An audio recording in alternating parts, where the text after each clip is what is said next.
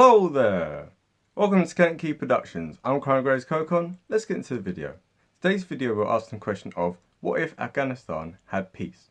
So with this video, as always, we're going to give a little bit of context because, it's a very complicated topic. Now, I really recommend, if you haven't seen already, go on to Caspian Report, check out their channel, subscribe, and also definitely check out the video which inspired this one, which is how Afghanistan became a failed state, right? So definitely check that video out, because that video kind of points out something which a lot of history channels and a lot of alternative history channels haven't really focused on. So a lot of alternative history will kind of focus on, oh, what if the Soviets hadn't invaded? What if the war on terror never happened, etc., etc. And it's kind of missing the point that Afghanistan back in the 60s was peaceful and it was stable and stuff, right? So what happened to get it from that point to get it to the point we're at now and stuff, right?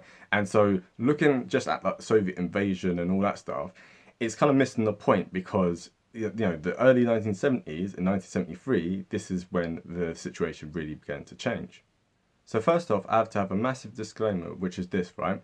So I'm neither really a strong monarchist or a strong Republican, right? As Stephen Fry made the point, right, it's a little bit more complicated. So people who kind of assume that, oh, monarchies are necessarily bad, if you look at the different countries around the world, if you look at Japan, if you look at England, you look at Holland, you look at Belgium, you look at the Scandinavian countries, Canada, Australia, New Zealand, etc., etc. All of those countries are very high up on different indexes, whether it's different development indexes, and they also happen to be relatively equal countries, right? So they have a lower Gini coefficient than most countries in the world. And all those countries happen to be constitutional monarchies, right? And obviously, they've got republics up there as well, like Singapore and Switzerland, etc., etc. So it's not necessary to rule out all the countries that are republics, but it's something to kind of bear in mind that having a republic doesn't suddenly make everything better. And in some cases, depending on how it's done, it can make the situation significantly worse. And this is kind of what we saw with Afghanistan, which went from being a constitutional monarchy to end up being a republic, which then descended into chaos and anarchy. So before 1973, you had King Mohammed Zahir Shah, and he had been the king from 1933 up until 1973. So Afghanistan had technically got its independence from Britain in 1919, and so the country was relatively young at that point. But what he decided to do upon becoming king is he wanted to basically modernize Afghanistan and to make it a part of the international community, right? So the United States recognized Afghanistan in 1934, and this is also the same year that Afghanistan joined the League of Nations. So he really tried to kind of expand Afghanistan and put it on the world stage. It didn't help that during World War II, he tended to align more with the Axis powers, but that's kind of complicated, and you see a similar thing across many places in the Middle East. It's long to explain, but anyway. So after the war, you did happen to have a lot of tribal tensions within Afghanistan, and this is something that we'll kind of talk about a little bit later in the video, because what you have to understand is that Afghanistan has many different ethnicities, many different tribes, and so what he decided to do is basically to modernize Afghanistan and by putting lots of different economic reforms in. And in order to do this, he ended up getting some foreign assistance, right? Some foreign advisors. Now, the point with this is that Afghanistan at this point happened to be on the border with the Soviet Union, and they end up getting a lot of advisors from the Soviet Union, right? Because as we discussed in our video about Tito, so definitely check that video out, there was something known as the non-aligned movement, right? So during the Cold War, you had some countries which were like, right, we want to stay out of this Cold War, we don't want to be in the Western Bloc and we don't want to be in the Eastern Bloc, we just want to chill and we just want to trade with both sides, right? However, Afghanistan ended up getting a lot of foreign advice from the Soviets, in particular within their intelligentsia and also within their officer class, right? So pay attention to that, because that later on will play a factor, right? Now, the king was actually quite a liberal force in Afghanistan. So, for instance, throughout his entire 40-year reign, he never once warranted an execution, and also he greatly encouraged there to be a reduction in the use of the death penalty throughout Afghanistan during this time. And in 1964, he ended up pushing through a new constitution, which gave a parliament. it gave universal suffrage, and it gave women's rights. So this is like quite like revolutionary and stuff. Yeah, this is quite a radical proposal to have in a country like Afghanistan. However, with this, something to kind of note is three different things, right? First of all, he didn't really go like the full hog when it came to having a constitutional monarch. So, for instance, he still retained far more power than someone like Queen Elizabeth would have, right? So, he didn't really give up as much power as he ought to have. Second of all, by giving women's rights in Afghanistan, which is a society which is very tribal, even today, 74% of Afghanistan is rural today. Back in 1964, it was 90%, right? So even more rural back then than it is today. So this ended up annoying many of the Islamists within Afghanistan who are very traditional. And the third thing that he did was, in this constitution, he banned members of the royal family from having any place in government.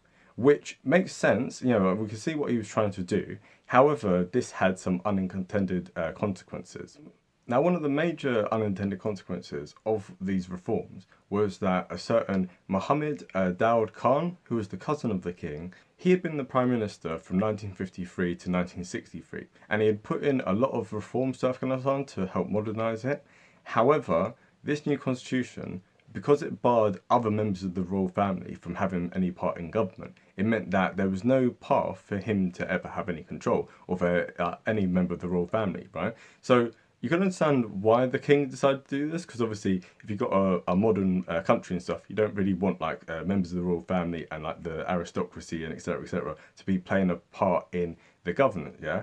However, to go out of your way to purposely exclude people from the government, because if he was the prime minister from 53 to 63, there probably was quite a lot of people who might have supported him, although obviously he was appointed by the king, so, but still there might have been some people who would have been in favour of him, right? So you shouldn't go out your way to ban people from being able to hold office, right? If the people of Afghanistan want him, then they can elect him, right? So going out your way to do this is going to alienate people in your family, right? And this is exactly what ended up happening. So Daoud Khan ended up aligning himself with some communists, and also bear this in mind as well. We keep kind of, just bear this in mind. So he aligned himself with the communists, right? And in 1973, he ended up launching a coup which overthrew the king. So it didn't end up killing the king. There's something to kind of note, right? This is a little side tangent. So Mohammed Shah, he actually lived up until 2007. So actually, when the Taliban were overthrown in 2001, he ended up returning to Afghanistan and lived out the rest of his life there, as I believe he was called like the father of the nation, or he was given some fancy term like that. So arguably, he could have been the king from 1933 to 2007, which would, as far as I'm aware, make him one of the longest reigning monarchs of all time, right? Maybe even the number one. So as long as this coup and subsequent things didn't end up happening, there's nothing to say that Afghanistan and all that time couldn't have been led by this one king. So Daoud Khan, he ended up overthrowing the king, and he put in place a republic, right? And as time went on, he became more dictatorial, and he ended up setting up like a one-party state. And this greatly annoyed many of the communists, right? Because he ended up then purging the communists and like kicking them out and stuff, right? So the problem with this is that obviously Moscow has just, is annoyed at this guy, and many of the intelligentsia and many of the officer class, they are pro-Moscow. So what do you think is going to happen? And bear in mind as well, this guy was putting even more like liberal reforms, even more things for like women's rights, etc. So he's annoying both the quote-unquote left and the quote-unquote right within this situation. And it's also something to note that Mohammed Daoud Khan, he was very much a pro-Pashtun, right? So, the Pashtuns, because they've never officially, as far as I'm aware, had a census which has included ethnic groups, because of, obviously the political tensions from that. We don't have exact numbers for how many Afghans are of what ethnicity, but roughly between 38% and 50% of Afghans are Pashtun, right? So they're not the majority, but they're a plurality, right? They're the largest like kind of group. And he was very much pro-Pashtun, and he was in favour of uniting all Pashtunistan. However, Pashtunistan, because of the Durand line which the British drew dividing up what at that point was British India from Afghanistan, this meant that some of Pashtunistan is in Afghanistan and some of it is within Pakistan. So the Pakistanis end up becoming very annoyed by this, because they're like, right, you want to carve off some of our country? we're going to close the border and cut trade with you. So this has led the Afghans to become even more reliant on the Soviets for aid. So in 1978, there ends up being the Saur revolution, right? And this is when basically the communists end up doing a coup, and they end up overthrowing a Daud Khan, and they install a communist regime in Afghanistan. Now, as we've said before, Afghanistan is overwhelmingly rural. And what happens in Kabul, Kabul is not Afghanistan, right? It doesn't represent Afghanistan in its strict sense. So all these intellectuals within the city, they don't really speak for the rest of the country, right? And especially Afghanistan being a very Islamic country, people there are not very happy with this kind of like atheistic, very radical, secular kind of ideology, right? And on top of that, the communists weren't exactly very organised. There was lots of infighting. So I believe that their leader, Armin, he ended up kind of taking control, and he was very ruthless and ended up cracking down on lots of people. And the Soviets were getting very worried, because this is right on their border. And they're like, right, if communism fails here, this is going to make communism in general look very bad, right? And so what they decided to do is decided to send in troops to help prop up this government. However, at the same time as they invaded, Armin ended up being overthrown, and he ended up being killed. And, as far as we're aware, the Soviets had no part in it, because while they didn't like him, he was the only justification that they would have had to have gone in, right? Because otherwise it would have just looked like a straight out invasion, which is essentially what it was. So this ended up happening, and the Soviets invaded. They put in their kind of puppet guy to kind of run things, but at the same time, this being the Cold War, you had America, Pakistan, Saudi Arabia, and many other Islamic countries funding the mujahideen, right? So the mujahideen, these are basically Islamic fighters and stuff. And within all of this mess, they end up obviously inflicting lots of casualties on the Soviets, and eventually end up contributing to the collapse of the Soviet Union. 34,000 Soviets end up being killed in that. Definitely check out the film Ninth Company. We're going to do that in the future when we cover film reviews. In terms of foreign films, it's definitely one of the best, so definitely check that out. And it covers the Soviet experience within Afghanistan. But obviously a lot of Afghans end up being killed in this war, something like over 1 million, and many of them were displaced as well. So everything that kind of came later is as a result of this coup back in 1973. So we're going to kind of think about what might have happened differently, which would have basically stopped this future instability and chaos from happening, right? So most of our alternative history, we always have the little disclaimer of this would never have happened. But I think within this case, this is quite an avoidable one, right? And this is something which I think could have been done because there was no reason why it shouldn't have been done, right? And these are the kind of handful of things which I would have done differently if I was him, now with obviously the benefit of hindsight, right? So first of all, what I would have done if I was the king is this. First of all, give away more of your power so you actually become a proper constitutional monarchy, right? Because you don't want people to have that much power, and it's just going to mess things up, right? If you're going to do liberal reforms, you can't do it piecemeal, right? This is what we saw with the Shah in Iran. If you see our video on the Iranian Revolution, if you're going to go and give proper liberal constitutional reforms, it has to be full-hearted. You can't just give some and then hold power in important areas, right? You have to be sincere with it. On the flip side, so as to not annoy the Islamists, what you also have to do is you have to ensure that the reforms you do, given women's rights and stuff, has to be done more moderately, right? You don't want to move too quickly past where the population is comfortable with, right? So, even if it's the right thing to do or the wrong thing to do or whatever it is, right? You can't move too quickly past what your population will put up with, right? Because then you're getting a backlash.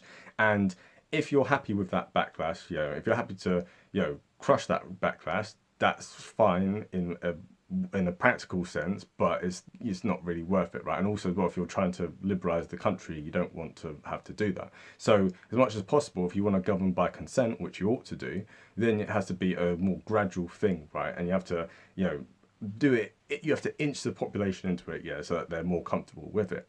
On top of that, keep good ties with the Pakistanis, you know, like, and like don't like really focus on like Pashtunistan. I know that was more the cousin who was like more in favor of that stuff, but still, if you're going to have that many ethnicities within your country, you have to do things that are going to promote the different things, and you want to keep people who are too pro one thing like away from power, because that's going to just mess things up.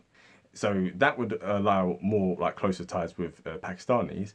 And then the final thing, which is I think the most important, keep the Soviets out. Keep the Soviet advisors out. Keep the etc. etc. Okay, right? This is something which Kennedy said in his inaugural address, right? He said, "Those that ride the tiger in the pursuit of power will sooner or later end up inside of it," right? Afghanistan is a small country and it was on the border with the Soviet Union. Even if you were a poor country far away from the Soviet Union, the Soviets would have put their tentacles in, right? So the only way to ensure your own independence, yeah, if you don't want to be controlled by Russia or by China, etc., is to ensure that you don't have these people here. And this is something which we're going to see with the Taliban regime now, right? The Taliban regime, is they're getting like closer ties with China, which at some point they're going to regret, because sooner or later the Chinese communists are going to have more and more control over their country, and then they're going to be helpless, right? So as bad as the Americans may or may not have been, and obviously living standards like did improve a bit on the Americans and women's rights and etc. etc. Obviously it's very complicated. I'm not going to talk too much now on like the more recent war in Afghanistan and stuff, yeah. But it's a thing where, if you allow the communists in, they're going to take your country over, right? And so what we can kind of see with the whole thing with Afghanistan is this. If they had not done this coup, right? If they hadn't, if they'd done things properly so there wouldn't be this coup in 1973, then possibly Afghanistan could have been a very stable constitutional monarchy in the heart of Asia. And like Pakistan is not a monarchy, but for the most part, it's been relatively stable, right? So if we can compare Afghanistan with Pakistan and like their levels of GDP over time, we can see that, before this period, they were relatively well aligned, like kind of they were on like the same kind of level. But then obviously like there's a lot of gaps between like the Afghans between I think 1982 and 2002. But what you can see nowadays is that Pakistan has a GDP per capita of roughly $1,200, whereas Afghanistan has just $500 roughly. So, the standard of living in Pakistan is almost 2.5 times higher than it is in Afghanistan, right? Afghanistan is on the same level of development as many sub-Saharan African countries, right? And it didn't have to be that way, and the way it was heading, it wasn't going to be that way.